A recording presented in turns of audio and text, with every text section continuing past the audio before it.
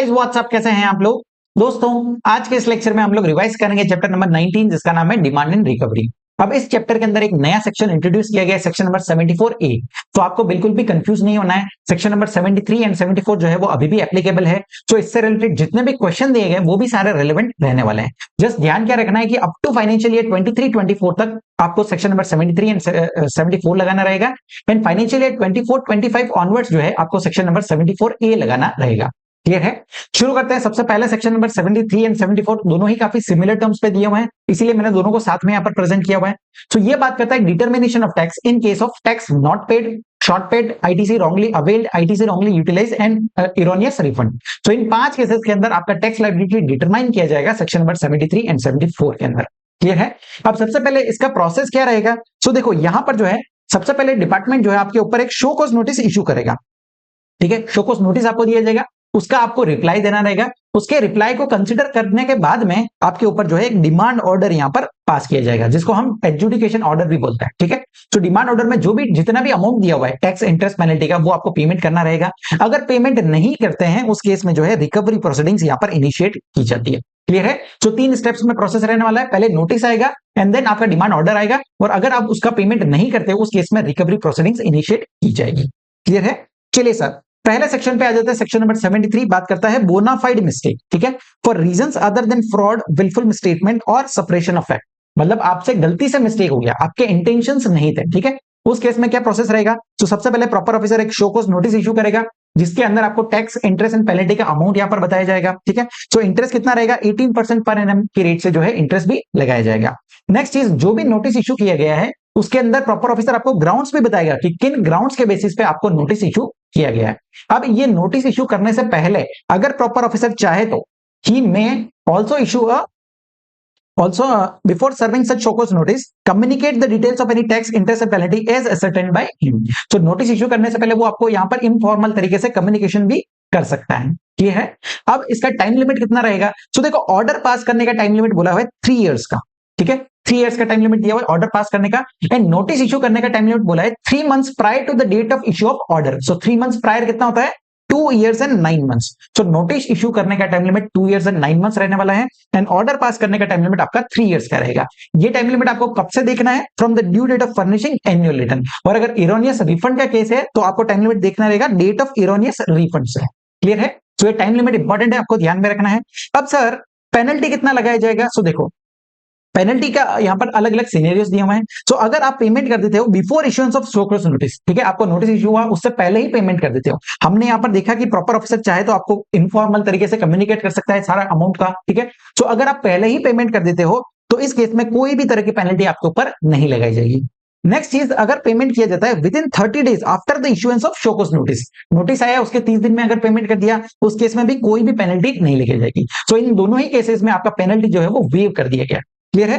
इन दो के अलावा कोई भी अदर केस है तो उस केस में पेनल्टी लगाई जाएगा 10% ऑफ द टैक्स अमाउंट और ₹10,000, विचएवर जो हायर रहेगा उतना पेनल्टी आपके ऊपर लगाया जाएगा। क्लियर है। चलिए सर, नेक्स्ट चीज यहां पर दिया हुआ है कि आपको पेनल्टी वेवर नहीं मिलेगा अगर केस जो है वो सेल्फ असेस टैक्स का है। अब सेल्फ असेस टैक्स क्या होता है, जो आपने जो जीएसटीआर 1 फाइल किया था उसमें जो अमाउंट शो किया, एंड जीएसटीआर 3B में अगर आपने पेमेंट नहीं किया तो उसको बोलता है सेल्फ असेस टैक्स। तो सेल्फ असेस टैक्स का कोई केस है, या फिर आपने कोई भी अमाउंट कलेक्ट किया एज अ टैक्स बट उसको डिपॉजिट नहीं किया within a period of 30 days, tax के नाम पे कोई पैसा कलेक्ट किया एंड देन उसको डिपॉजिट नहीं कराया within period of 30 days from the due date of payment of such tax, तो उस केस में कोई भी पेनल्टी वेवर नहीं मिलेगा।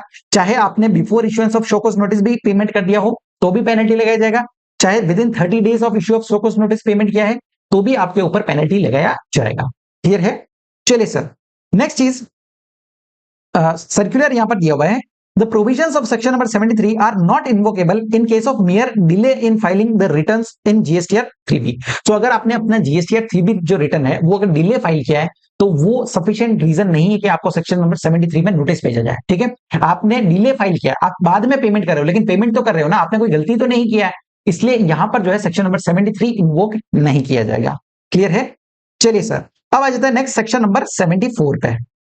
सेक्शन नंबर 74 बात करता है डेलिबरेट अटेम्प्ट के बारे में, वो by reasons of fraud, wilful misstatement और सपरेशन ऑफ फैक्ट, जहां पर इंटेंशनली कोई फ्रॉड वगैरह किया गया है, ठीक है। अब आपने इंटेंशनली कोई ऐसा चीज किया तो इस केस में पेनल्टी वगैरह हायर साइड में रहेगा, ठीक है। सो प्रोसेस क्या रहेगा, सिंपली सेम प्रोसेस रहने वाला है। पहले प्रॉपर ऑफिसर जो है शोकॉज नोटिस भेजेगा, उसके अंदर इंटरेस्ट, पेनल्टी और टैक्स अमाउंट शो करेगा। इंटरेस्ट का रेट कितना रहेगा, तो 18% पर एनएम की रेट से इंटरेस्ट लगाया जाएगा। और जो भी नोटिस आपको भेजा जाता है उसके अंदर ग्राउंड्स भी बताए जाएंगे कि कौन से ग्राउंड्स के बेसिस पे आपके ऊपर नोटिस भेजा गया है। क्लियर है। नेक्स्ट चीज, प्रॉपर ऑफिसर अगर चाहे तो शोकॉज नोटिस भेजने से पहले आपको जो है कम्युनिकेट कर सकता है the details of any tax, interest and penalty जो उसने एसरटेन किया है। अब इस केस में टाइम लिमिट कितना रहेगा, सो देखो टाइम लिमिट इंपॉर्टेंट है, ध्यान रखना है, ठीक है। सो टाइम लिमिट क्या बोला है, ऑर्डर पास करने का टाइम लिमिट दिया हुआ है 5 ईयर्स का, ठीक है। ऑर्डर पास करने का टाइम लिमिट 5 ईयर्स रहने वाला है। एंड शोकॉज नोटिस इशू करने का टाइम लिमिट बोला है 6 months prior to the date of issue of order. तो 6 मंथ्स प्रायर कितना होता है, 4 ईयर्स एंड 6 मंथ्स, ठीक है। सो शोकॉज नोटिस इशू करने का time limit 4 years and 6 months रहने वाला है। एंड ऑर्डर पास करने का टाइम लिमिट 5 ईयर्स का रहने वाला है। ये टाइम लिमिट कहां से देखेंगे, तो from the due date of furnishing annual return. और अगर एरोनियस रिफंड का केस है तो उस केस में जिस दिन एरोनियस रिफंड लिया वहां से आपको ये टाइम लिमिट देखना रहेगा। क्लियर है। सो आप कंफ्यूज ना हो जाए इसलिए मैंने दोनों ही साथ में ही यहां पर प्रेजेंट किया हुआ है। क्लियर है। अब सेक्शन नंबर 74 के केस में पेनल्टी कितना लगाया जाएगा, सो देखो अलग अलग सिनेरियोस दिए हुए हैं। सबसे पहली चीज, अगर आप पेमेंट कर देते हो before the issuance of show cause notice, show cause notice से पहले ही पेमेंट कर दिया तो 15% ऑफ द टैक्स अमाउंट आपका पेनल्टी का अमाउंट रहेगा, ठीक है। नेक्स्ट चीज, अगर आपको शोकॉज नोटिस इशू होता है और उसके अगले 30 डेज के अंदर अंदर आप पेमेंट कर देते हो, उस केस में 25% ऑफ द टैक्स अमाउंट जो है वो आपका पेनल्टी रहेगा। Next, with in 30 days from the communication of the order, जिस दिन ऑर्डर आए उसके 30 डेज में अगर पेमेंट कर दिया तो आपके ऊपर 50% ऑफ द टैक्स अमाउंट का पेनल्टी लगाया जाएगा। एंड अदर कोई भी केस है उस केस में 100% ऑफ द टैक्स अमाउंट का पेनल्टी आपका रहने वाला है। जितना टैक्स का अमाउंट होगा इक्विवेलेंट जो है आपका पेनल्टी भी रहने वाला है। क्लियर है। सो चार अलग अलग सिनेरियो क्या देखें, 15%, 25%, 50% एंड 100%। केसेस कौन कौन सा है, before issuance of show cause notice, then show cause notice आए उसके 30 डेज में, ऑर्डर आने के 30 डेज में, और कोई भी अदर केस यहां पर दिया हुआ है। क्लियर है। अब एक चीज जो बहुत ज्यादा इंपॉर्टेंट है और आपको पूरा ध्यान रखना है इधर, यहां पर बोला है with in 30 days after issuance of show cause notice. जिस दिन शोकॉज नोटिस इशू हुआ उसके 30 दिन के अंदर अंदर अगर आप पेमेंट करते हो तो आपके ऊपर 25% ऑफ द टैक्स अमाउंट का पेनल्टी रहेगा। एंड सेकंड केस में क्या बोला है कि जिस दिन आपको ऑर्डर कम्युनिकेट किया गया, देखो इश्यू किस दिन किया उससे फर्क नहीं पड़ता, ठीक है। ऑर्डर के केस में बोला है जिस दिन आपको कम्युनिकेट हुआ, अब ऑर्डर इश्यू हुआ है 15th ऑफ मार्च को, लेकिन आपको कम्युनिकेट किया गया 20th ऑफ मार्च को, तो जिस दिन ऑर्डर कम्युनिकेट किया है वहां से 30 डेज आपको देखना रहेगा, ठीक है। और उस केस में जो है 50% ऑफ द टैक्स अमाउंट का पेनल्टी लगाया जाएगा। क्लियर है। नेक्स्ट, सेक्शन नंबर 73 एंड 74 जो एप्लीकेबिलिटी है वो हमारा up to a period of financial year 23 and 24 तक ही रहेगा, ठीक है। 24, 25 ऑनवर्ड्स जो है आपको सेक्शन नंबर 74 ए लगाना रहेगा। क्लियर हुआ आपको। चलिए नेक्स्ट यहां पर कुछ कॉमन पॉइंट्स दिए हुए हैं regarding to section number 73 and 74, one by one discuss करते हैं।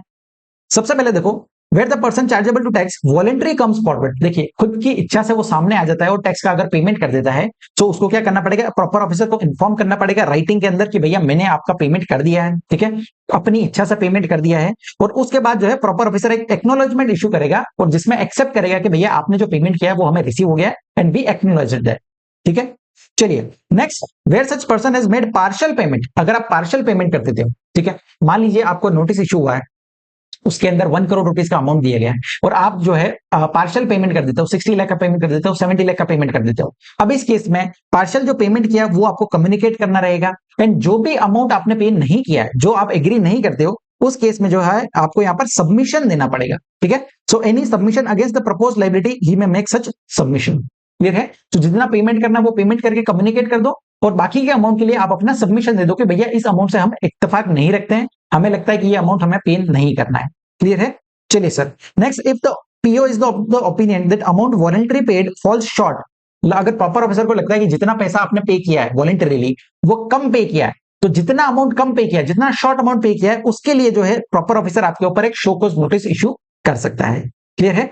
नेक्स्ट चीज, अब देखिए जब भी टैक्स लायबिलिटी डिटरमाइन किया जाता है तो वो हो सकता है मल्टीपल ईयर्स के लिए हो, ठीक है। मान लीजिए 2 साल का आपको टैक्स लायबिलिटी डिटरमाइन करके जो है नोटिस दिया गया, तो बाद में चल करके डिपार्टमेंट को पता चलता है कि यार आपने दूसरे किसी इरेलेवेंट ईयर में भी ऐसा ही सेम प्रॉब्लम किया है, ठीक है, सेम इश्यूज अगर आपके हैं, उस केस में जो है टू अवॉइड डुप्लीकेशन और रिड्यूसिंग रिपीटेटिव पेपर वर्क, वो आपको बार बार नोटिस नहीं देंगे और सिर्फ एक मेयर स्टेटमेंट इशू कर देंगे। उसके अंदर सारी चीजें बता देंगे कि देखो यार जो ग्राउंड्स हमने शो कॉज नोटिस में पहले आपको बताएं, सेम ग्राउंड्स पे जो है हमें अगले किसी साल में भी दिक्कत मिला है, तो उसका भी डिटेल यहाँ पर प्रोवाइड कर दिया और वो अमाउंट भी आपको पेमेंट करना रहेगा। क्लियर है? अब इसको भी एक एग्जांपल से समझते हैं। मान लीजिए आपको नोटिस इशू होता है 2023 22 23 के लिए, ठीक है, कोई नोटिस इशू होता है। अब बाद में चल करके डिपार्टमेंट को पता चलता है कि 23 24 में भी आपने कोई इशू किया है, सेम आपका प्रॉब्लम कुछ किया है, मिस्टेक्स किया है, तो उस केस में नोटिस तो आपको इस ईयर में इशू कर दिया गया। अब यहां पर क्या करेंगे, अगले साल में जो है आपको सिर्फ और सिर्फ एक मियर स्टेटमेंट दे देंगे जिसके अंदर टैक्स, इंटरेस्ट और पेनल्टी का अमाउंट बता देंगे, और वो मियर स्टेटमेंट जो है आपका डीम्ड शो कॉज नोटिस मान लिया जाएगा। क्लियर है? चलिए सर, नेक्स्ट चीज, जितना भी अमाउंट आपको शो किया गया है, जब भी आप पेमेंट कर देते हो, टैक्स, इंटरेस्ट, पेनल्टी, जितना भी ऑर्डर में बताया गया है, अगर आप वो प्रॉपरली पे कर देते हो, आपकी जितनी भी प्रोसीडिंग्स चल रही है वो सारी डीम्ड टू बी कंक्लूडेड मान ली जाएगी। ठीक है, लेकिन जो भी प्रोसीडिंग्स हमारा सेक्शन नंबर 132 के अंदर चल रहा है, जो इम्प्रिजनमेंट वाला केस है, वो यहां पर कंक्लूडेड नहीं माना जाएगा। क्लियर है? चलिए next, on conclusion of proceedings under section 73 and 74, अगर आपका जो प्रोसीडिंग्स चल रहा है 73 एंड 74, वो मेन पर्सन, अगर जो मेन व्यक्ति था उसका अगर प्रोसीडिंग्स जो है कंक्लूड हो गया है, तो उससे रिलेटेड या उससे कनेक्टेड जितने भी लोग थे उन सबका प्रोसीडिंग्स भी कंक्लूडेड मान लिया जाएगा। ठीक है, मान लीजिए मैं प्रिंसिपल था, अब मेरा कोई एजेंट है या मेरा कोई ट्रांसपोर्टर है, ठीक है, और नोटिस जो है मुझे मिला है, मेरे ऊपर प्रोसीडिंग्स चल रहा है, अगर मेन पर्सन जो है उसके ऊपर से प्रोसीडिंग्स कंक्लूडेड मान ली गई, तो जो भी एजेंट्स या ट्रांसपोर्टर वगैरह रहेंगे, जितने भी कनेक्टेड लोग मुझसे रहेंगे, वो उनके ऊपर भी प्रोसीडिंग्स जो है वो डीम टू बी कंक्लूडेड मान ली जाएगी। क्लियर है? और उनके ऊपर सेक्शन नंबर 122 या 125 के अंदर जो है पेनल्टी नहीं लगाया जाएगा। क्लियर हुआ आपको? चलो सर, नेक्स्ट आता है monetary limits prescribed for issuance of show cause notice by different levels of officer. अब देखिए कौन सा ऑफिसर कितने अमाउंट तक का नोटिस आपको भेज सकता है। सो पहला दिया हुआ है, सुपरिटेंडेंट जो है वो नोटिस भेज सकता है for an amount not exceeding 10 lakh rupees. ठीक है, नेक्स्ट, अगर कोई डेप्यूटी कमिश्नर या असिस्टेंट कमिश्नर है तो उस केस में amount above 10 lakh rupees but not exceeding 1 crore. तो 10 लाख से लेकर के 1 करोड़ तक का नोटिस जो है वो आपको यहाँ पर डेप्यूटी कमिश्नर या असिस्टेंट कमिश्नर भेज सकता है। एंड उससे ऊपर का कोई अमाउंट है, एक्सीडिंग 1 करोड़ रुपीज का अमाउंट है, उस केस में एडिशनल कमिश्नर या ज्वाइंट कमिश्नर ही आपको नोटिस भेज पाएंगे। क्लियर है? ये जो लिमिट दिया हुआ है ये सीजीएसटी एक्ट के अंदर दिया हुआ है। इक्विवेलेंट जो लिमिट है वो हमारा एसजीएसटी एक्ट के अंदर भी रहने वाला है, और अगर आईजीएसटी एक्ट की बात करें तो जस्ट ये जो अमाउंट है वो आपका डबल हो जाएगा। क्लियर है? चलिए सर, नेक्स्ट आ जाता है सेक्शन नंबर 74 ए पे। ये सेक्शन आपके लिए अमेंडमेंट है, बहुत ज्यादा इंपॉर्टेंट है और बहुत ज्यादा चांसेस है कि आपको एग्जाम में इससे क्वेश्चन पूछा जाए। ठीक है, सो पूरा ध्यान इधर रखना। ये बात करता है determination of tax not paid, short paid, erroneously refunded, ITC wrongly availed and ITC wrongly utilised. So इन 5 केसेस के अंदर आपका टैक्स लायबिलिटी जो है वो डिटरमाइन किया जाएगा सेक्शन नंबर 74 ए के अंदर। ठीक है, बट टाइम पीरियड कौन सा होना चाहिए? For pertaining to financial year 24-25 onwards. ठीक है, सो उसके बाद में कोई केस आता है तो वो आपको सेक्शन नंबर 74 ए लगाना रहेगा। अब इसका प्रोसेस क्या रहेगा? सो देखिए सिंपली सेम प्रोसेस रहने वाला है। सबसे पहले जो है आप प्रॉपर ऑफिसर जो है आपको ऊपर एक शोकॉज नोटिस सर्व करेगा जिसके अंदर टैक्स, इंटरेस्ट, पेनल्टी का अमाउंट यहाँ पर शो करेगा। ठीक है, वो अमाउंट आपको जो है नोटिस में अगर आप एग्री करते हो तो आपको पेमेंट करना रहेगा। लेकिन अगर अमाउंट जो है, अगर टैक्स का अमाउंट जो इन्वॉल्व है वो लेस देन 1000 रुपीज है इन आ फाइनेंशियल ईयर, तो उस केस में किसी भी तरह का कोई आपको ऊपर शोकॉज नोटिस इशू नहीं किया जाएगा। क्लियर है?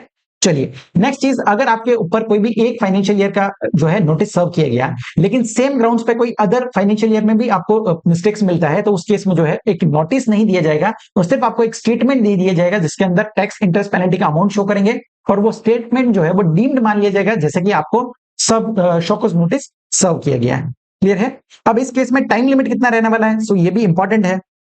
ठीक है, time limit to issue show cause notice क्या रहेगा? सो टाइम लिमिट इसके अंदर दिया हुआ है 42 months. So within 42 months from the due date of furnishing annual return for the financial year to which the tax not paid, short paid or ITC wrongly availed or utilized relates to। ठीक है, या फिर अगर कोई erroneous refund का case है तो within 42 months from the date of erroneous refund। Clear है? So 42 months का आपको टाइम लिमिट दिया हुआ है, so जो तकरीबन आपका 3 years 3.5 years यहाँ पर हो जाता है। ठीक है, next time limit to pass order. अब ऑर्डर पास करने का टाइम लिमिट कितना है? तो देखो ऑर्डर पास करने का टाइम लिमिट बोला है within 12 months from the date of issue of show cause notice. जिस दिन नोटिस इशू किया गया वहां से 12 मंथ्स के अंदर अंदर जो है आपको यहाँ पर ऑर्डर पास कर दिया जाएगा। अब ये जो टाइम पीरियड है ये एक्सटेंड किया जा सकता है बाय द कमिश्नर और any officer authorised by the commissioner not below the rank of joint commissioner. और कितना एक्सटेंशन मिल सकता है? For a further period of 6 months. So 12 months plus 6 months, total 18 months का टाइम भी यहां पर लग सकता है ऑर्डर पास करने में। क्लियर है? चलिए सर, नेक्स्ट आ जाता है अमाउंट ऑफ पेनल्टी। का पेनल्टी कितना रहेगा? सो देखो इसको जो है इस सेक्शन के अंदर जो हमने सेक्शन नंबर 73 एंड 74 में पढ़ा ना, वही सेम चीज जो है यहाँ पर मर्ज करके एक नया सेक्शन लेकर के आए, ज्यादा कुछ चेंजेस है नहीं, ठीक है। सो अगर आपका केस है for reasons other than fraud, wilful misstatement और सप्रेशन ऑफ फैक्ट, मतलब कोई बोनाफाइड मिस्टेक हो गया है, उस केस में आपका पेनल्टी कितना रहेगा। तो देखो, अगर पेमेंट कर देते हो before issuance of show cause notice तो कोई भी पेनल्टी नहीं पे करना है। अगर आप पेमेंट करते हो with in 60 days after issuance of show cause notice, उस केस में भी कोई पेनल्टी नहीं है। और इसके अलावा कोई भी केस है, उस केस में पेनल्टी कितना रहेगा, 10% ऑफ द टैक्स अमाउंट और ₹10,000 विचेवर जो हायर है, उतना पेनल्टी आपके ऊपर लगाया जाएगा। अब हमने सेक्शन नंबर 73 के अंदर क्या देखा था, 30 डेज का टाइम लिमिट दिया हुआ था, ठीक है। सो यही चीज चेंज है, वहां पर 30 डेज की बात की थी और यहाँ पर 60 डेज दिया हुआ है, अदरवाइज जो है पेनल्टी सेम दिया हुआ है, ठीक है।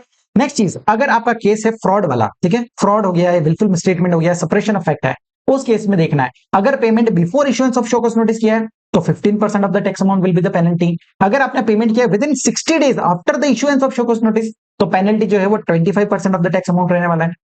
अगर आप पेमेंट करते हो जिस दिन ऑर्डर आया उसके 60 डेज के अंदर, उस केस में 50% ऑफ द टैक्स अमाउंट आपका पेनल्टी रहेगा। और इन तीनों के अलावा कोई अदर केस है, उस केस में 100% of the tax amount will be your penalty का अमाउंट। क्लियर है। तो सेम जो हमने 73 74 में पेनल्टी देखा है एज इट इज दिया हुआ है, सिर्फ एक चेंज है, वहां पर 30 डेज था, यहाँ पर 60 डेज दिया हुआ है। क्लियर है। तो ये चीज आपको ध्यान में रखना है। नेक्स्ट चीज, पेनल्टी का जो वेवर है हमारा सेक्शन, यहाँ पर जो पेनल्टी का वेवर दिया हुआ है ये एप्लीकेबल नहीं रहेगा अगर आपका कोई सेल्फ असेस टैक्स आपने पे नहीं किया है, या फिर कोई भी पैसा आपने टैक्स के नाम पे कलेक्ट किया है लेकिन उसका पेमेंट नहीं किया within a period of 30 days from the due date of payment of such amount. Clear है। चलिए सर, यहां पर हमारा सेक्शन नंबर 74 ए भी पूरी तरह से कंप्लीट होता है। इसके अंदर ध्यान में रखने वाली चीजें क्या है, शोकोस नोटिस इश्यू करने का टाइम लिमिट 42 मंथ्स का दिया हुआ है और ऑर्डर पास करने का टाइम लिमिट बोला है 12 months from the due date, 12 months from the issuance of show cause notice, ठीक है। और ये 12 मंथ्स का जो टाइम है वो एक्सटेंड किया जा सकता है for a further period of 6 months. Clear है। चलिए सर, अब नेक्स्ट आ जाता है सेक्शन नंबर 75। ये बात करता है general provisions relating to determination of tax, ठीक है। तो कुछ जनरल पॉइंट्स यहां पर दिए हुए हैं। पहला चीज बोला है period of stay order by court और appellate tribunal to be excluded. कोई भी अगर स्टे लगाया गया है कोर्ट के द्वारा या ट्रिब्यूनल के द्वारा तो ये टाइम पीरियड आपको एक्सक्लूड करना है जब आप टाइम लिमिट देख रहे हो सेक्शन नंबर 73 74 एंड 74 ए के अंदर, ठीक है। नेक्स्ट चीज, अगर आपका जो केस है आपके ऊपर नोटिस दिया गया है सेक्शन नंबर 74 के अंदर, ठीक है। 74 कौन सा है हमारा, वो फ्रॉड वाला केस। फ्रॉड वाले केस के अंदर आपके ऊपर नोटिस दिया हुआ है लेकिन आगे चल करके फ्रॉड जो है वो एस्टेब्लिश नहीं कर पाया, ठीक है। यहां पर एस्टेब्लिश नहीं हुआ कि हमने कोई भी फ्रॉड किया या बिल्कुल स्टेटमेंट या सेपरेशन ऑफ फैक्ट है। तो अगर एस्टेब्लिश नहीं किया तो उस केस में वो नोटिस जो है वो आपका कन्वर्ट होकर के सेक्शन नंबर 73 का मान लिया जाएगा, ठीक है। तो इनिशियली क्या था, सेक्शन नंबर 74 के अंदर ऑर्डर पास किया गया, सॉरी नोटिस इशू किया गया था, लेकिन आगे चल करके अगर फ्रॉड एस्टेब्लिश नहीं हुआ तो वो जो आपका नोटिस है वो डीम्ड ऐसा मान लिया जाएगा जैसे कि सेक्शन नंबर 73 के अंदर इशू किया गया। लेकिन ध्यान क्या रखना है, देखो टाइम लिमिट दोनों में अंदर अलग अलग है, ठीक है। अगर हम सेक्शन नंबर 73 की बात करें तो नोटिस इशू करने का टाइम लिमिट कितना है, 2 years and 9 months। लेकिन अगर हम सेक्शन नंबर 74 का टाइम लिमिट देखें तो वहां पर टाइम लिमिट दिया हुआ है 4 years and 6 months का। तो अगर 2 years and 9 months के अंदर अंदर नोटिस इशू किया है तो वो 73 में कन्वर्ट हो जाएगा, लेकिन अगर उसके बाद नोटिस इशू किया गया तो वो यहां पर जो है टाइम बार्ड हो जाएगा और सेक्शन नंबर 73 में वो नहीं माना जाएगा। क्लियर हुआ आपको, समझाना आपको। चलिए सर, यही चीज यहां पर नोटिस जो है सर्कुलर के माध्यम से बताया गया है। नेक्स्ट चीज, सेम केस रहने वाला सेक्शन नंबर 74 के अंदर भी कि अगर आपने फ्रॉड वाले केस में जो है आपके ऊपर नोटिस इशू किया गया लेकिन आगे चल करके अगर फ्रॉड एस्टेब्लिश नहीं किया गया तो जो नॉर्मल पेनल्टी दिया हुआ है वही आपके ऊपर लगाया जाएगा।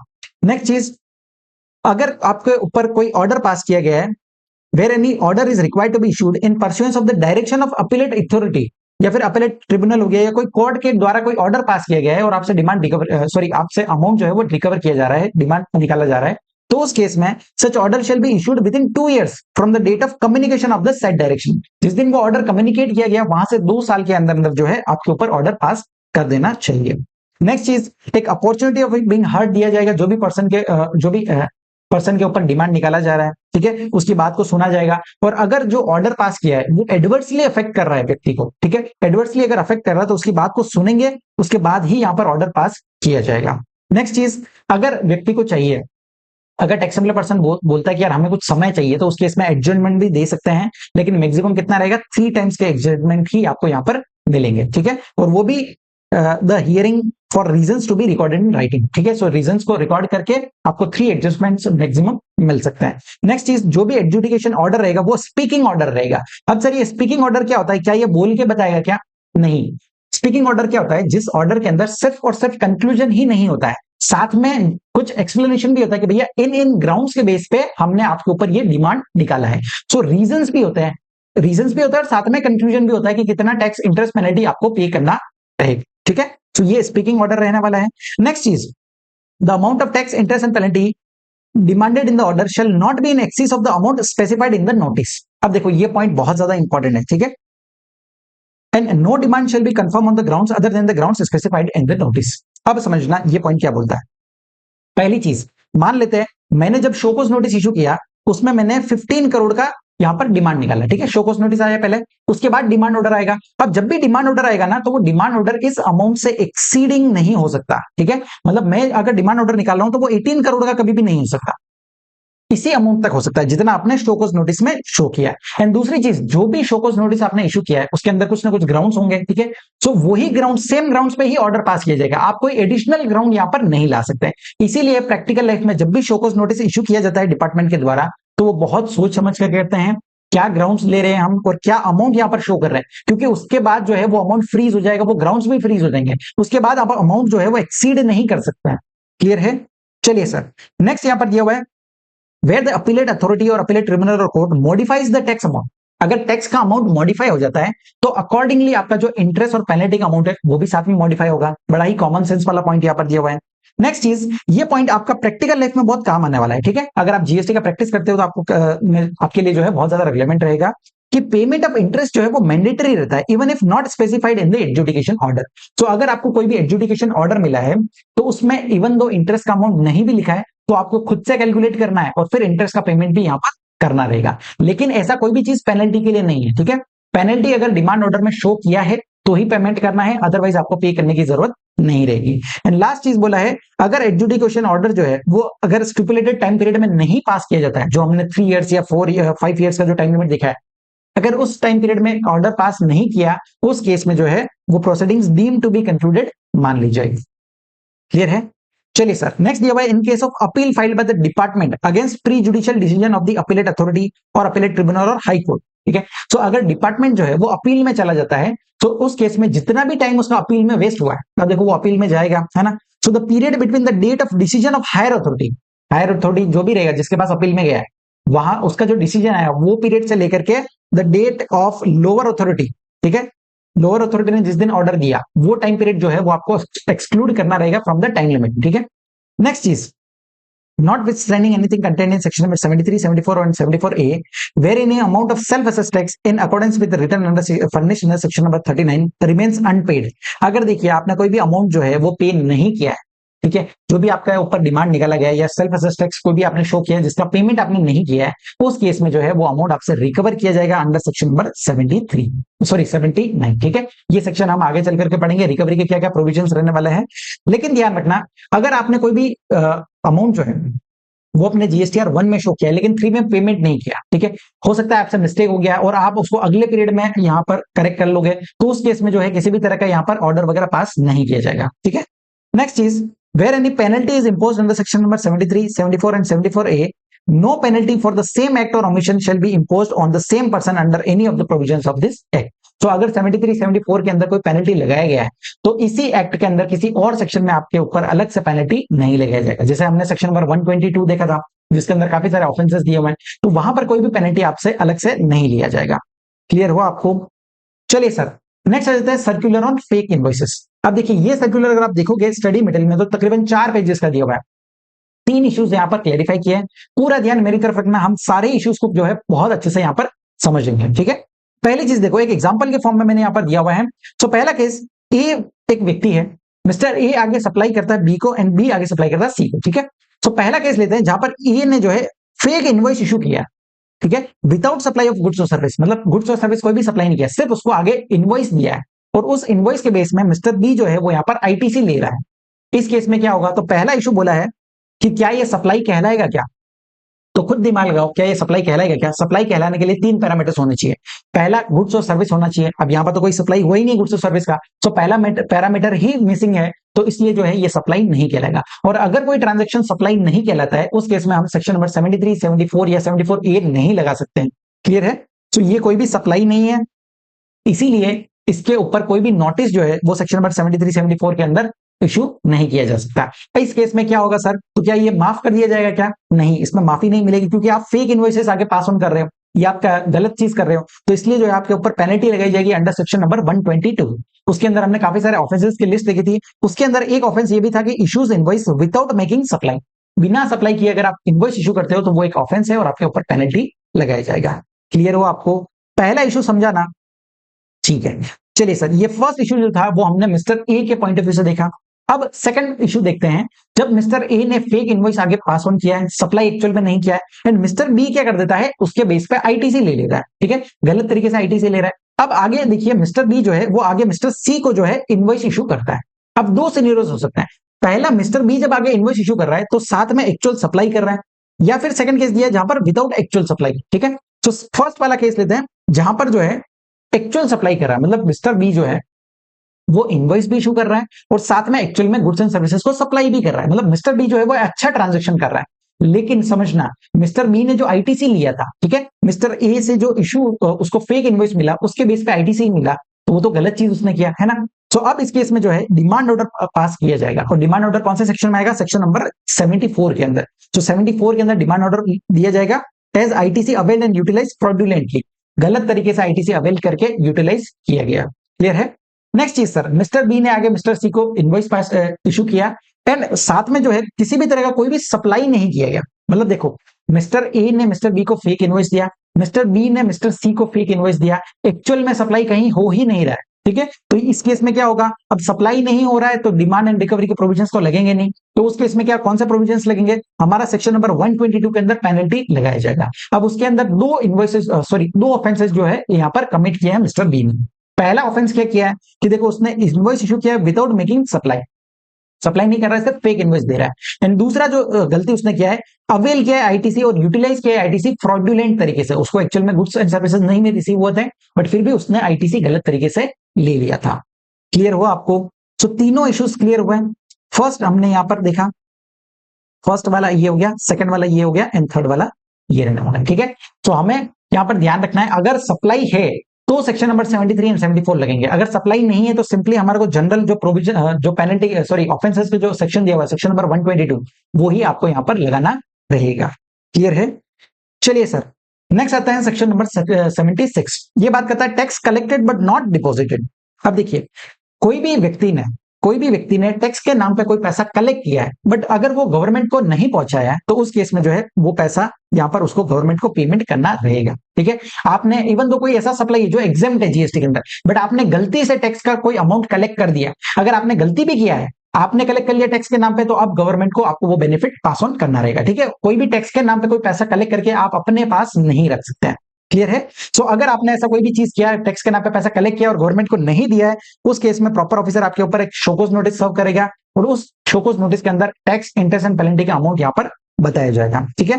सो जितना अमाउंट आपने कलेक्ट किया है वो अमाउंट भी आपको पे करना पड़ेगा, एंड साथ में जो है interest at the rate of 18% per annum के हिसाब से आपको इंटरेस्ट का पेमेंट भी करना रहेगा। नेक्स्ट चीज, प्रॉपर ऑफिसर जो है वो ऑर्डर पास करेगा, और वो ऑर्डर जो है वो स्पीकिंग ऑर्डर रहने वाला है, और ऑर्डर पास करने का टाइम लिमिट कितना है, within 1 year from the date of issue of notice. जिस दिन नोटिस इशू किया वहां से 1 साल के अंदर अंदर यहां पर ऑर्डर पास कर देगा। नेक्स्ट चीज, अगर ऐसा कोई सप्लाई था जो एग्जाम था, लेकिन आपने गलती से पैसा टैक्स के नाम पे कलेक्ट कर लिया और अब आपको गवर्नमेंट को पे करना पड़ेगा, तो इस केस में क्या होगा, जो भी सरप्लस फंड लेफ्ट हो जाएगा, ठीक है, जो भी सरप्लस बचेगा वो अमाउंट, तो गवर्नमेंट क्या करेगी, वो अमाउंट को क्रेडिट कर देगी टू कंज्यूमर वेलफेयर फंड, ठीक है, कंज्यूमर वेलफेयर फंड में जो है क्रेडिट कर दिया जाएगा। या फिर अगर ऐसा लगता है कि जो पर्सन है उसने टेस्ट ऑफ अनजस्ट एनरिचमेंट जो है वो पास कर लिया, ठीक है, उसने बर्डन जो है वो आगे शिफ्ट नहीं किया था, उस केस में उस व्यक्ति को रिफंड कर दिया जाएगा। क्लियर है? चलिए सर, नेक्स्ट आता है सेक्शन नंबर 77। ये बात करता है tax wrongfully collected and paid to central government और स्टेट गवर्नमेंट। ये सेक्शन हम रिफंड चैप्टर में भी समझे थे कि अगर आपने कोई भी ट्रांजैक्शन को ऐसा माना कि भैया ये इंट्रा स्टेट सप्लाई है और आपने सीजीएसटी एंड एसजीएसटी का पेमेंट कर दिया, एंड सब्सिक्वेंटली आपको बाद में चलकर पता चलता है कि ये ट्रांजैक्शन जो है वो इंटर स्टेट सप्लाई था, आपको आईजीएसटी पे करना था। अब इस केस में क्या करोगे, तो आपको करेक्ट हेड के अंदर टैक्स का पेमेंट करना रहेगा, आपको आईजीएसटी का पेमेंट करना है, एंड देन जो है आप सीजीएसटी एंड एसजीएसटी जो आपने रॉन्गली पे कर दिया है उसका आप रिफंड ले सकते हो। रिफंड लेने का टाइम लिमिट कितना है, 2 years from the relevant date. Relevant date क्या रहेगा इस केस में, जिस दिन आप करेक्ट हेड में टैक्स का पेमेंट कर देते हो, वहां से 2 साल के अंदर अंदर आप यहाँ पर रिफंड ले सकते हो, ठीक है। एंड वाइस वर्सा केस भी यहाँ पर हो सकता है, जब आपने जो है आईजीएसटी का पेमेंट कर दिया गलती से, आपको सीजीएसटी एंड एसजीएसटी पे करना था, तो उस केस में आईजीएसटी का आपको रिफंड मिल जाएगा जो गलत पे किया है, एंड सीजीएसटी एंड एसजीएसटी आपको करेक्ट रेट में पेमेंट करना रहेगा। क्लियर है? चलिए सर, नेक्स्ट आता है सेक्शन नंबर 78। ये बात करता है इनिशिएशन ऑफ रिकवरी प्रोसीडिंग्स। अब देखिए, कोई भी अमाउंट आपके ऊपर पेबल है, ठीक है, any amount payable by a taxable person in परस्यूएंस of order passed under this act, जो भी आपको एडजुडिकेशन ऑर्डर मिला है, तो आपको उसमें जो भी अमाउंट शो किया गया है वो आपको पेमेंट करना रहेगा। लेकिन अगर वो अमाउंट आप पे नहीं करते हो within a period of 3 months from the date of service of such notice, 3 महीने का समय है कि पेमेंट कर दो। अगर आपने पेमेंट नहीं किया है, उस केस में जो है आपके ऊपर रिकवरी प्रोसीडिंग्स इनिशिएट कर दी जाएगी। क्लियर है? नेक्स्ट चीज, अगर प्रॉपर ऑफिसर को ऐसा लगता है कि भैया हमारा इंटरेस्ट ऑफ रेवेन्यू के लिए, ठीक है, अगर उनको लगता है कि भैया हमारा रेवेन्यू जो है वो खतरे में है या जो व्यक्ति है वो भाग जाएगा, तो उस केस में जो है ये 3 मंथ्स का टाइम जो है उससे कम पीरियड भी यहाँ पर स्पेसिफाई किया जा सकता है। तो उससे कम टाइम पीरियड में भी आपको पेमेंट करना पड़ सकता है। क्लियर है? चलिए सर, अब नेक्स्ट चीज, रिकवरी के क्या क्या मोड्स रहेंगे। सेक्शन नंबर 79 बात करता है modes of recovery of taxes. किन किन तरह से जो है आपसे पैसा रिकवर किया जाएगा, समझते चलना कौन कौन से पॉइंट्स हैं। पहली चीज, recovery by deduction from any money और, ठीक है, अगर आप जो है गवर्नमेंट से कोई पैसा मांगते हो, आपका कोई रिफंड वगैरह बनता है, तो गवर्नमेंट जो है उस अमाउंट से सेट ऑफ कर लेगी जितना भी उनका रिकवरी करना है। ठीक है। नेक्स्ट चीज, recovery from by detaining and selling the goods belonging to defaulter, मतलब आपके गुड्स को जो है डिटेन करके यहाँ पर सेल कर दिया जाएगा और उस गुड्स को सेल करके जो है वो पैसा रिकवर किया जाएगा। नेक्स्ट चीज, recovery from a third person, जिसको गार्निशी प्रोसीडिंग्स बोलते हैं। अब ये गार्निशी प्रोसीडिंग्स क्या होता है समझना। मान लीजिए मेरे ऊपर कोई रिकवरी चल रहा है 1 करोड़ रुपीस का, और मेरे कुछ डेटर्स है जिनसे मैं पैसा मांगता हूं, तो यहां पर गवर्नमेंट क्या बोलती है, उन डेटर्स को नोटिस भेजेगी और बोलेगी कि आप जो है पैसा चेतन श्रीमाली को मत दीजिए, सीधा पैसा हमें पे कीजिए। तो थर्ड पर्सन जिससे मैं पैसे मांगता हूं उससे सीधा गवर्नमेंट रिकवर कर लेगी। ठीक है, तो इसको बोलते हैं गार्निशिंग प्रोसीडिंग्स, और ये इस तरह से जो भी है गवर्नमेंट यहां पर रिकवरी कर सकता है। नेक्स्ट चीज, आपके कोई भी इमूवेबल या मूवेबल प्रॉपर्टी को जो है सेल करके यहां पर पैसा रिकवर किया जा सकता है। Next, recovery as arrears of land revenue. ठीक है, इस केस में क्या होता है, जो भी आपका डिस्ट्रिक्ट कलेक्टर होता है उसको गवर्नमेंट बोलती है कि आप हमें जो है पैसा रिकवर करके दीजिए, एंड देन फिर कलेक्टर जो है वो यहाँ पर रिकवर करता है as arrears of land revenue.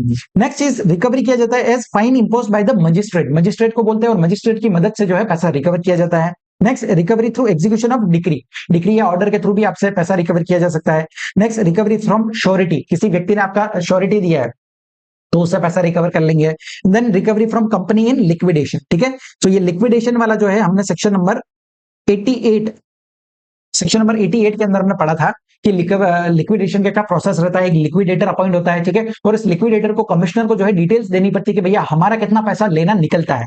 तो लिक्विडेटर जो है वो आपको पैसा रिकवर करके यहाँ पर प्रोवाइड करेगा। ठीक है, तो ये अलग अलग मोड्स दिए हुए हैं जिसके थ्रू गवर्नमेंट जो है आपसे पैसा रिकवर कर सकती है।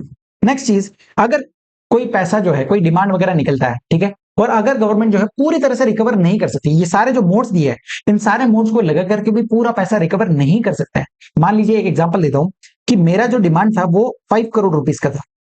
ठीक है, 5 करोड़ रुपीस का डिमांड था, लेकिन ये सारे मोड्स लगाने के बाद गवर्नमेंट जो है वो सिर्फ और सिर्फ 3 करोड़ रुपीस ही रिकवर कर पाई। अब इस केस में जो है जितना भी पैसा रिकवर हुआ है वो इक्वली यहां पर जो है डिस्ट्रीब्यूट किया जाएगा। 50% सेंट्रल गवर्नमेंट अपने पास रखेगी एंड 50% जो है स्टेट गवर्नमेंट को दिया जाएगा। क्लियर है? तो जितना भी अमाउंट रिकवर होता है सारा ही आधा आधा पैसा जो है आपस में बांट लिया जाएगा। चलिए, नेक्स्ट दिया हुआ है recovery of taxes can also be made from distinct person. Distinct person कौन होता है? जो सेम पेन पे सेपरेट रजिस्ट्रेशन लिए हुए हैं। तो आपके कोई डिस्टिंक्ट पर्सन है उससे भी पैसा रिकवर किया जा सकता है।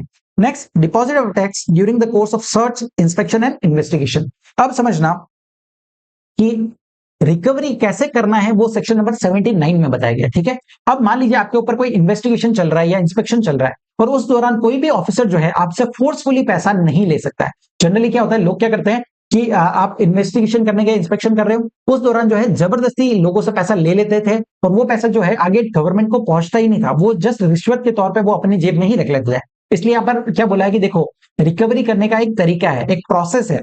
पहले शोकॉज नोटिस आएगा, फिर डिमांड ऑर्डर आएगा, and then recovery proceedings initiate की जाएगी। जो भी ऑफिसर इन्वेस्टिगेशन कर रहा है वो कभी भी फोर्सफुली जो है पैसा रिकवर नहीं कर सकता टैक्सेबल पर्सन से। लेकिन हाँ, अगर टैक्सेबल पर्सन चाहे तो वो वॉलंटरी खुद की इच्छा से पैसा पे कर सकता है। क्यों करेगा सर वो ऐसा? क्योंकि देखो जितना जल्दी पैसा पे करोगे उतना आपको कम इंटरेस्ट और पेनल्टी पे करना पड़ेगा, और जितना डिले करोगे पेमेंट करने में उतना इंटरेस्ट का अमाउंट बढ़ता जाएगा, पेनल्टी का अमाउंट बढ़ता जाएगा। ठीक है, तो अगर कोई टैक्सेबल पर्सन चाहे तो voluntary to avoid burden of more interest और पेनल्टी वो यहां पर पेमेंट कर सकता है। ठीक है सर, क्लियर हुआ आपको? चलो नेक्स्ट आता है सेक्शन नंबर 80 पे। ये बात करता है payment of tax and other amount in instalments. ठीक है, आजकल देखो हर चीज इंस्टॉलमेंट्स में आपको मिल जाती है, ईएमआई ऑप्शन आ गया है, तो गवर्नमेंट ने बोला कि यार हम भी आपको जो है इंस्टॉलमेंट प्रोवाइड करते हैं। अब इस केस में क्या बोला है, by making an application to the commissioner और स्पेसिफाइंग रीजंस देयर। ठीक है, अगर मान लीजिए आपके ऊपर कोई बड़ा अमाउंट आ गया है डिमांड का, ठीक है, 5 करोड़ 10 करोड़ 50 करोड़ का अमाउंट आ गया, और वो आपको लगता है कि यार पूरा अमाउंट हम एक बार में पे नहीं कर पाएंगे, तो उस केस में एक एप्लीकेशन फाइल करो कमिश्नर के पास और उसको रीजंस भी बताओ कि इन रीजंस की वजह से जो है हम पेमेंट नहीं कर पा रहे हैं पूरा। तो उस केस में जो है कमिश्नर आपको अलाउ कर सकता है फॉर पेमेंट इन इंस्टॉलमेंट्स, और मैक्सिमम कितना इंस्टॉलमेंट मिलेगा, 24 instalments, subject to payment of applicable interest. साथ में कुछ इंटरेस्ट भी देना रहेगा। ठीक है, ये तो बड़ी स्वाभाविक सी बात है कि यार हम कुछ भी चीज ईएमआई पे खरीदते हैं तो उसपे भी हमें साथ में जो है इंटरेस्ट पेमेंट करना पड़ता है। तो सेम चीज, जितना आपका अमाउंट है वो तो आपको इंस्टॉलमेंट में पे करना है, लेकिन साथ में जो है एडिशनल इंटरेस्ट भी आपको पेमेंट करना रहेगा। नेक्स्ट चीज, अगर आपने कोई भी एक इंस्टॉलमेंट का पेमेंट करने में भी डिफॉल्ट किया तो उस केस में जितना भी अमाउंट आउटस्टैंडिंग था वो सारा ही आपको इमीडिएटली पे करना पड़ जाएगा। ठीक है, तो इस केस में आप इंस्टॉलमेंट का पेमेंट में डिफॉल्ट नहीं कर सकते। नेक्स्ट चीज, ये इंस्टॉलमेंट का जो फैसिलिटी है ये कब अलाउ नहीं रहेगा, तो 4 सिनेरियोस दिए ना। पहली चीज, the taxable person has already defaulted on payment of any amount under the GST act for which recovery process is on. मतलब आपने पहले ही कोई जो है डिफॉल्ट किया हुआ है और उसका रिकवरी ऑलरेडी चल रहा है, तो इस केस में आपको इंस्टॉलमेंट का बेनिफिट नहीं मिलेगा। दूसरी चीज, आपने जो है जो टैक्सेबल पर्सन है उसने the taxable person has not been allowed to make payment in instalments in the preceding financial year. अगर आपको पिछले ईयर्स में, पिछले फाइनेंशियल ईयर में मना किया था इंस्टॉलमेंट के लिए, तो कुछ ना कुछ रीजन रहा होगा, तो इस साल में भी आपको यहां पर इंस्टॉलमेंट का बेनिफिट नहीं मिलेगा। नेक्स्ट चीज, अगर आपका जो अमाउंट है, जो अमाउंट इन्वॉल्व है, अगर वो लेस देन 25,000 है तो उस केस में भी इंस्टॉलमेंट नहीं मिलेगा। अब इतने छोटे अमाउंट के लिए क्या इंस्टॉलमेंट लेना, सीधा ही पूरा अमाउंट पे कर दो, है ना। तो लेस देन अगर 25,000 है तो इंस्टॉलमेंट का बेनिफिट नहीं मिलेगा। लास्ट केस बोला है for payment of self assessed tax. Self assessed tax कौन सा होता है, जो मैंने अपने जीएसटीआर 1 में शो कर दिया लेकिन जीएसटीआर 3 में उसका पेमेंट नहीं किया, तो सेल्फ असेस्ड टैक्स के केस में भी आपको इंस्टॉलमेंट का बेनिफिट यहां पर नहीं दिया जाएगा। क्लियर हुआ आपको? चलो सर, ये चारों केसेस बहुत इंपॉर्टेंट है, फिर से एक बार मेरे साथ बोलो क्या कौन कौन से केसेस थे। पहला सर, हमने जो है डिफॉल्ट किया है, ऑलरेडी कोई डिफॉल्ट किया है और उसका रिकवरी प्रोसीडिंग्स ऑलरेडी चल रहा है। दूसरी केस कि टैक्सेबल पर्सन ने पिछले साल में प्रीसीडिंग फाइनेंशियल ईयर में भी अप्लाई किया था लेकिन उसको इंस्टॉलमेंट का बेनिफिट नहीं दिया गया, तो कोई ना कोई रीजन रहा होगा, इसलिए इस साल भी नहीं मिलेगा। थर्ड केस, अगर जो अमाउंट इन्वॉल्व है वो लेस देन 25,000 है तो भी नहीं मिलेगा बेनिफिट। एंड फोर्थ, अगर आपका पेमेंट जो है वो सेल्फ असेस्ड टैक्स का पेमेंट कर रहे हो तो भी इंस्टॉलमेंट का बेनिफिट आपको नहीं मिलेगा। क्लियर हुआ? चलो नेक्स्ट आता है सेक्शन नंबर 81 पे। ये बात करता है transfer of property to be void in certain cases. अब देखिए ये सेक्शन लाने के पीछे पर्पस क्या है। कुछ लोग क्या करते थे कि जब भी गवर्नमेंट उनको डिमांड नोटिस देती तो वो अपना जो भी प्रॉपर्टी वगैरह है वो किसी और के नाम पे ट्रांसफर कर देते। मान लीजिए मेरा कोई घर है, मैंने अपनी वाइफ के नाम पे ट्रांसफर कर दिया या मेरे भाई के नाम पे ट्रांसफर कर दिया, कोई किसी फ्रेंड के नाम पे ट्रांसफर कर दिया। तो ऐसा क्यों करते थे, क्योंकि हमने मोड्स ऑफ रिकवरी देखे, और रिकवरी के अंदर क्या था कि आपका कोई भी मूवेबल या इमूवेबल प्रॉपर्टी बेच करके भी पैसा रिकवर करेगी गवर्नमेंट। ठीक है, तो वो उस डर से कि भैया गवर्नमेंट जो है बेच देगी, इसलिए जो है वो अपना प्रॉपर्टी किसी अपने नोन व्यक्ति के नाम पे ट्रांसफर कर देता है। तो यहां पर ये सेक्शन लाया गया और बोला कि देखो अगर आप प्रॉपर्टी ट्रांसफर भी कर दोगे ना तो वो ट्रांसफर को भी हम वॉइड मान लेंगे। ठीक है, तो आप देखो दो सिनेरियोस यहां पर हो सकते हैं। ठीक है, कब वो ट्रांसफर वॉइड माना जाएगा और कब वैलिड माना जाएगा, दो अलग अलग सिनेरियोस दिए होंगे। ठीक है, तो पहला case, where a person after any amount has become due from him creates a charge, या तो आपने कोई चार्ज क्रिएट कर लिया है और parts with the property belonging to him in his possession by way of sale किया है या फिर मोर्गेज हो लिया है या कोई एक्सचेंज किया है या किसी भी अदर वे में आपने इस प्रॉपर्टी को ट्रांसफर कर दिया है। ठीक है, of any of his property in favour of any other person, जिसका इंटेंशन क्या था, देखिए उद्देश्य क्या था, ऑफ डिफ्रॉडिंग द गवर्नमेंट रेवेन्यू। जो ट्रांसफर किया गया उसका उद्देश्य था गवर्नमेंट के रेवेन्यू को डिफ्रॉड करना, तो उस केस में वो जो भी चार्ज क्रिएट किया गया या जो भी ट्रांसफर किया गया वो आपका वॉइड हो जाएगा। लेकिन सेकंड केस सर, आपका चार्ज और ट्रांसफर वैलिड कब कहलाएगा, जब आपने जो है ट्रांसफर किया है फॉर एडिक्वेट कंसिडरेशन, और वो जो है वो इन गुड फेथ में किया गया। अब यार कोई गरीब आदमी है, उसके पास इतना पैसा नहीं है, तो उसका इंटेंशन अच्छा है, वो बोलता है कि यार मैं मेरा घर बेच करके जो भी पैसा आएगा उससे मैं मेरा लाइबिलिटी पूरा कर दूंगा, जो भी पैसा डिमांड निकलता है वो मैं पेमेंट कर दूंगा। तो उसके अच्छे इंटेंशंस है और वो एडिक्वेट कंसिडरेशन, जितना प्राइस है उतने ही मार्केट रेट में ही उसने सेल किया है, तो वो यहां पर वैलिड मान लिया जाएगा। ठीक है, बट उस केस में जो है आपको विद प्रीवियस परमिशन लेना पड़ेगा प्रॉपर ऑफिसर का, एंड देन जो है आपका चार्ज और ट्रांसफर जो है वो वैलिड कहलाएगा। क्लियर है? चलिए सर, नेक्स्ट दिया हुआ है सेक्शन नंबर 82, बहुत ही छोटा सा सेक्शन है। ये बात करता है कि भैया गवर्नमेंट का जो है वो फर्स्ट चार्ज रहेगा। ठीक है, जब भी कोई व्यक्ति इंसॉल्वेंट हो गया तो उस केस में सबसे पहले तो हमारा आईबीसी का प्रोविजंस लगेंगे, एंड देन जो है गवर्नमेंट का सबसे पहला हिस्सा रहेगा। गवर्नमेंट पहले रिकवर करेगी अपना पैसा, एंड देन बाकी लोगों का नंबर लगेगा। नेक्स्ट आ जाता है सेक्शन नंबर 83 पे। ये बात करता है provisional assessment to protect revenue in certain cases. अब देखिए, अगर गवर्नमेंट को ऐसा लगता है, ठीक है, अगर कमिश्नर को ऐसा लगता है कि अपना रेवेन्यू जो है वो खतरे में है, ठीक है, किसी व्यक्ति के ऊपर अगर हमने लेट किया डिमांड ऑर्डर पास करने में, या हमने अगर देरी की, तो उस केस में वो व्यक्ति भाग सकता है या वो कुछ गलत एक्टिविटी कर सकता है। तो उस केस में अपने रेवेन्यू को बचाने के लिए जो है कमिश्नर यहाँ पर ऑर्डर पास कर सकता है, और कोई भी प्रॉपर्टी जो है वो अटैच कर सकता है। ठीक है, तो कोई प्रॉपर्टी हो सकती है या कोई बैंक अकाउंट्स वगैरह हो गए टैक्सेबल पर्सन के, वो भी यहाँ पर अटैच किए जा सकते हैं। अब वो टैक्सेबल पर्सन के भी कर सकते हैं, एंड दूसरा बोला any person specified under section number 122(1)(a)। अब ये सेक्शन कौन सा है सर? ये हमारा ऑफेंसेस एंड पेनल्टी चैप्टर का सेक्शन है। ठीक है, जो बात करता है कि अगर कोई व्यक्ति बेनिफिट्स ले रहा है, ठीक है, किसी और व्यक्ति ने कोई एक्टिविटी किया है, गलत ऑफेंस किया और उससे बेनिफिट किसी अदर व्यक्ति को मिल रहा है, तो वो व्यक्ति का भी प्रॉपर्टी अटैच किया जा सकता है। क्लियर है?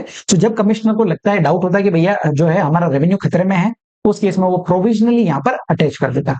अब ये अटैचमेंट कितने टाइम तक रहेगा? सो इसका टाइम लिमिट जो है 1 ईयर का दिया हुआ है। 1 ईयर के बाद जो है ये अटैचमेंट जो है सीज हो जाएगा। क्लियर है? नेक्स्ट चीज, अगर आपका कोई प्रॉपर्टी जो है वो पेरिशेबल नेचर का है या हेजार्डियस नेचर का है, उस केस में सॉरी पेरिशेबल नेचर या हेजार्डियस नेचर का है, and if the taxable person page an amount, ठीक है, अगर वो टैक्सेबल पर्सन उसको प्रॉपर्टी को छुड़वाना चाहता है तो वो क्या कर सकता है? या तो जितना आपके ऊपर टैक्स इंटरेस्ट पेनल्टी निकाला गया है उसका पूरा पेमेंट कर दो, ठीक है, और वो प्रॉपर्टी छुड़वा लो। या फिर दूसरा क्या बोला है, जो भी मार्केट प्राइस है उस प्रॉपर्टी का, जो चीज अटैच की गई उसका जितना मार्केट प्राइस है वो प्राइस पे कर दो। ठीक है, तो इन दोनों में से जो लोवेस्ट वैल्यू होगा उतना अमाउंट पे करके आप अपनी प्रॉपर्टी को छुड़वा सकते हैं। क्लियर है? चलिए सर, नेक्स्ट, अगर आपका कोई भी प्रॉपर्टी अटैच कर दिया गया प्रोविजनली, उस केस में आप ऑब्जेक्शन फाइल कर सकते हो at any time against the attachment, and commissioner में after giving reasonable opportunity of being heard वो रिलीज कर देगा प्रॉपर्टी को बाय एन ऑर्डर। क्लियर है? चलिए सर, अब आ जाते हैं last section of this chapter, section number 84। ये बात करता है continuation and validation of certain recovery proceedings. ठीक है, तो अब समझना, अगर कोई भी रिकवरी प्रोसीडिंग्स यहां पर चल रही है, ठीक है, रिकवरी प्रोसीडिंग्स कोई भी चल रही है, एंड उस दौरान कोई भी व्यक्ति क्या करता है कि अपील में चला जाता है। ठीक है, so where any notice of demand in respect of government dues is served, demand को नोटिस हमने दिया है और कोई अपील या रिवीजन फाइल कर देता है, ठीक है, या कोई अदर प्रोसीडिंग्स इनिशिएट कर दी जाती है, तो उस केस में क्या होगा समझना। अदर प्रोसीडिंग्स के अंदर हमारा आईबीसी के जो प्रोसीडिंग्स है वो भी यहाँ पर इंक्लूड होता है। ठीक है, सो अगर आपके ऊपर कोई डिमांड ऑर्डर आया और आप अपील में चले गए या रिवीजन में चले गए, तो उस केस में क्या हो सकता है सर? दो चीजें हो सकती है। पहला, जो भी आपके ऊपर डिमांड ऑर्डर निकाला गया था, या तो उसके ड्यूज इनहेंस हो जाएंगे या फिर ड्यूज जो है वो रिड्यूस हो जाएंगे। ठीक है, अब एक एग्जांपल से समझना, मेरा जो ऑर्डर पास किया गया था वो था यहाँ पर 5 करोड़ रुपीस का, 5 करोड़ रुपीस का डिमांड ऑर्डर आया था। इस डिमांड ऑर्डर के अगेंस्ट में मैंने अपील फाइल कर दिया। अब अपील के अंदर जो है क्या हो सकता है, तो पहला केस लेते हैं जहां पर ड्यूज जो है वो इनहेंस हो गए, मतलब देखो पासा पलट गया, मैं अपील में गया था और मेरा जो अमाउंट था वो बढ़ गया, अब कितना हो गया? 8 करोड़ रुपीस। पहले डिमांड था 5 करोड़ का, अब हो गया 8 करोड़ का। अब इस केस में क्या होगा? सो देखो, कमिश्नर को जो है, जो आपका रिकवरी चल रहा था 5 करोड़ के लिए, पहले 5 करोड़ का ही अमाउंट था, सो 5 करोड़ के लिए जो रिकवरी चल रहा था वो एज इट इज कंटिन्यू रहेगा। ठीक है, और उस केस में आपको कोई भी अलग से डिमांड ऑर्डर सॉरी नोटिस जो है देने की जरूरत नहीं है, फ्रेश नोटिस ऑफ डिमांड की जरूरत नहीं रहेगी। जो रिकवरी चल रहा था पहले वो एज इट इज आगे चलता रहेगा। लेकिन ये जो अमाउंट इनहेंस हो गया, ठीक है, पहले 5 करोड़ का रिकवरी चल रहा था, अब 8 करोड़ का रिकवरी चल रहा है, सो 3 करोड़ से जो है अमाउंट बढ़ गया है। तो जितना इनहेंस्ड ड्यूज है उसके लिए कमिश्नर को एक फ्रेश नोटिस यहां पर सर्व करना रहेगा। क्लियर है? सो क्या ध्यान रखना है आपको, जितना अमाउंट पहले था डिमांड ऑर्डर में उसका रिकवरी तो एज इट इज कंटिन्यू करेगा, उसके लिए कोई फ्रेश नोटिस देने की जरूरत नहीं है। लेकिन जितना ड्यूज इनहेंस हो गए हैं उस इनहेंस्ड अमाउंट के लिए कमिश्नर को एक फ्रेश डिमांड नोटिस यहां पर भेजना पड़ेगा। क्लियर है? चलिए सर, नेक्स्ट चीज आ जाते हैं जहां पर हमारे जो ड्यूज है वो रिड्यूस हो जाता है। भैया हम अपील में गए, हमारा भला हो गया और अमाउंट जो है वो कम हो गया, अब 5 करोड़ से कितना हो गया? 3 करोड़ रुपीस का ही डिमांड रह गया। ठीक है, अब उस केस में क्या होगा, आपको जो है यहाँ पर कोई भी फ्रेश नोटिस सर्व करने की जरूरत नहीं है, क्योंकि देखो पहले रिकवरी 5 करोड़ का चल रहा था, अभी रिकवरी 3 करोड़ का चलेगा, तो अमाउंट बढ़ा तो नहीं है ना, तो इस केस में अलग से कोई फ्रेश डिमांड नोटिस आपको देने की जरूरत नहीं रहेगी। जस्ट एक इंटीमेशन देना पड़ेगा उस व्यक्ति को, ठीक है, जिसका अमाउंट रिड्यूस हुआ है उस व्यक्ति को भी देना है, and to the appropriate authority, उनको भी बताना है कि भैया हमारा जो है अमाउंट कम हो गया, सो अब आप रिकवरी कम अमाउंट का कीजिएगा। And next, recovery proceedings continued in relation to the reduced amount. जो रिकवरी प्रोसीडिंग्स पहले चल रही थी वो एज इट इज कंटिन्यू करेगी, जस्ट जो अमाउंट है वो आपका कम हो जाएगा। ठीक है, तो पहले 5 करोड़ के लिए रिकवरी चल रहा था, अब आपका 3 करोड़ का रिकवरी ही यहां पर किया जाएगा। क्लियर हुआ आपको? समझा आपको सेक्शन नंबर 85? तो यहां पर जो है हमारा डिमांड एंड रिकवरी का चैप्टर पूरी तरह से कंप्लीट होता है। 8 पेजेस के अंदर हमने इस चैप्टर को पूरा समराइज किया है। आई होप आपको ये वीडियो अच्छा लगा है। अगर वीडियो अच्छा लगा है तो आप इस वीडियो को लाइक कीजिए। जो भी आपके जेन्युइन फीडबैक है मुझे जरूर से कमेंट सेक्शन में बताइए। आपके कमेंट्स मुझे बहुत मोटिवेट करते हैं ताकि मैं इस तरह के और वीडियोस आपके लिए लेकर के आ सकूं। ठीक है, तो आज के लिए इतना ही, फिर मिलेंगे किसी अगले लेक्चर में।